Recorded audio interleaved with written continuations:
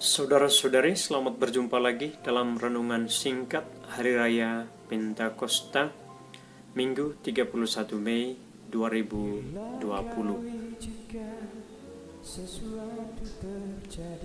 Hari ini kita merayakan Hari Raya Pentakosta, hari turunnya Roh Kudus atas para rasul dan semua orang yang percaya, dan juga menjadi hari kelahiran gereja.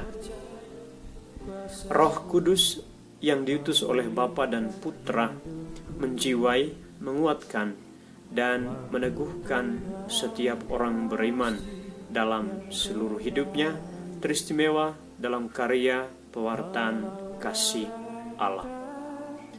Ada rupa-rupa karunia yang telah Allah curahkan melalui Roh Kudusnya kepada setiap orang percaya, dan juga dalam sepanjang sejarah gereja, karya Allah melalui Roh Kudus bekerja pada setiap orang beriman dan melalui semua peristiwa kehidupan, peristiwa yang membuat kita semua yakin dan percaya bahwa Allah ikut campur tangan, ikut bekerja, ikut berkarya dalam diri setiap orang beriman, setiap orang yang sudah dibaptis, untuk menyebarkan, untuk mewartakan dan melanjutkan karya kasih dan damai kepada segala bangsa.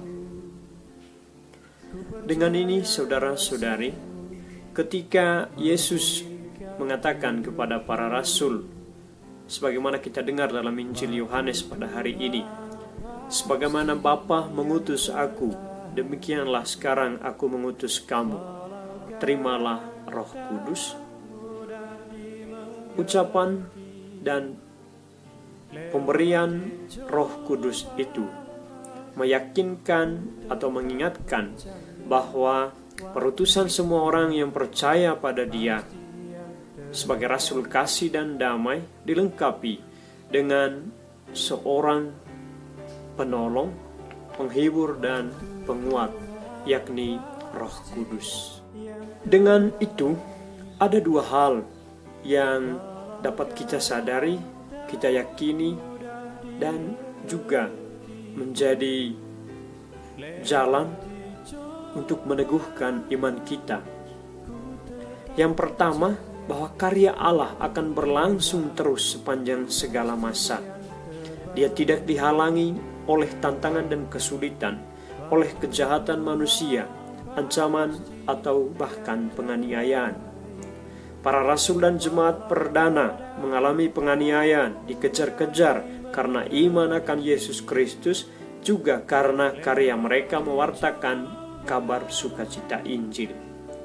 Gereja sepanjang masa pun juga mengalami tantangan dan kesulitan pada masanya hingga pada saat ini.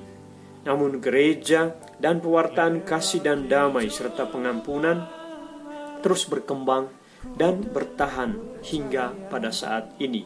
Dan kita yakin karena karya Roh Kudus, karena Allah turut berkarya, maka karya pewartaan kasih dan damai itu akan bertahan sepanjang segala abad. Sebab Allah sendirilah yang berkenan mencurahkan Roh-Nya untuk memampukan semua orang yang percaya kepada Yesus untuk bersaksi.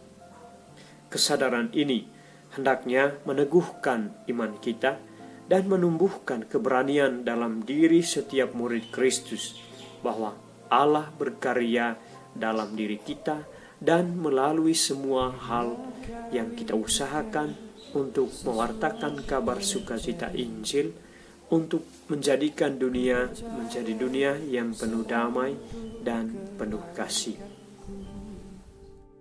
Yang kedua, saudara-saudari terkasih, karya kasih dan damai dari Allah diterima oleh semua orang. Kesaksian para rasul menegaskan hal itu. Ketika Roh Kudus memenuhi mereka dan berkarya dalam diri mereka, sebagaimana kita dengarkan dalam kisah para rasul pada hari ini, orang-orang yang mendengarkan mereka bersaksi tentang Kristus menerima berita sukacita keselamatan itu. Buktinya, sampai saat ini banyak orang percaya pada Yesus.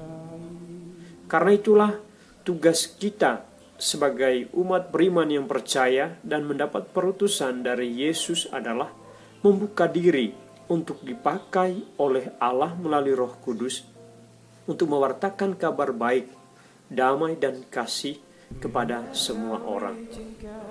Mungkin kita merasa bahwa kita tidak sanggup atau kita tidak pandai berbicara. Namun yakinlah, Roh Kudus akan berbicara melalui kita.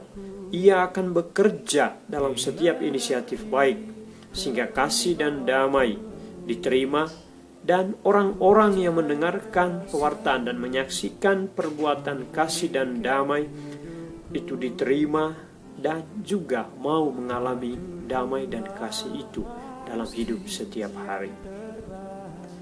Kita mungkin bisa mengingat bagaimana para rasul jemaat perdana. Mereka semua adalah orang-orang sederhana. Sebagian besar adalah para nelayan.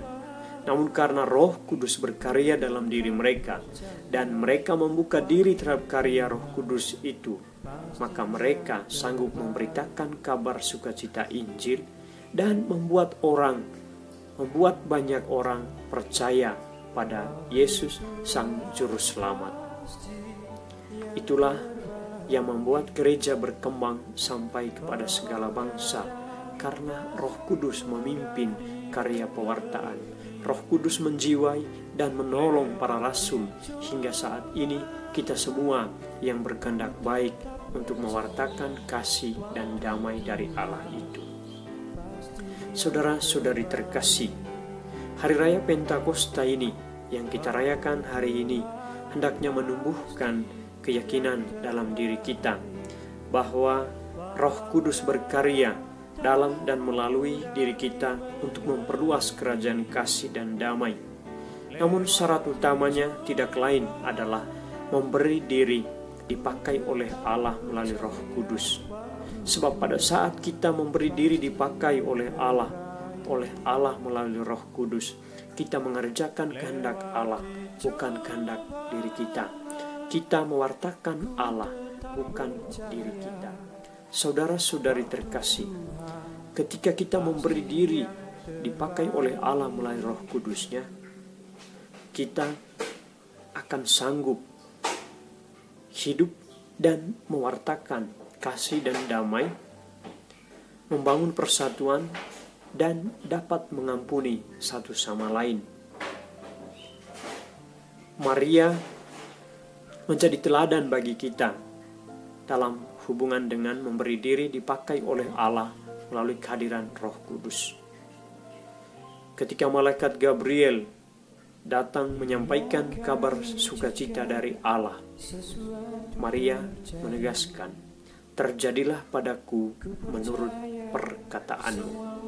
Dan apa yang terjadi sejak saat itu, di hadapan segala tantangan dan kesulitan, ancaman, dan segala hal yang dialami oleh Maria, Maria mendapat pertolongan dari Allah. Maria mendapat kekuatan, dan melalui mimpi-mimpi yang diberikan kepada Yosef,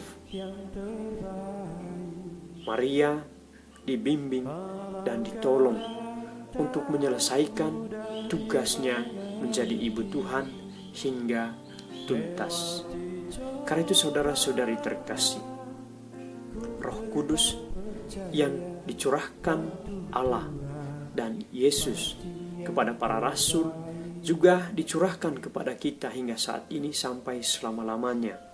Karena itu dalam melanjutkan dan melaksanakan karya pewartaan kasih dari Allah itu, kita tidak perlu takut karena Ia menyertai kita. Karena itu, berilah diri kita dipakai oleh Allah melalui Roh Kudusnya untuk melanjutkan karya kasih dan damai, untuk meneruskan pewartaan kabar sukacita Injil kepada segala bangsa.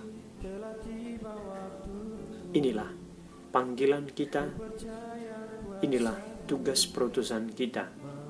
Hari inilah melalui hari raya Pentakosta ini, kita semua kembali diingatkan bahwa kita semua diutus untuk mewartakan kasih dan damai yang dibawa oleh Allah melalui Yesus Kristus Putranya. Tuhan memberkati kita semua. Amin. Lewati cobaan, ku tetap percaya waktu Tuhan pasti yang terbaik.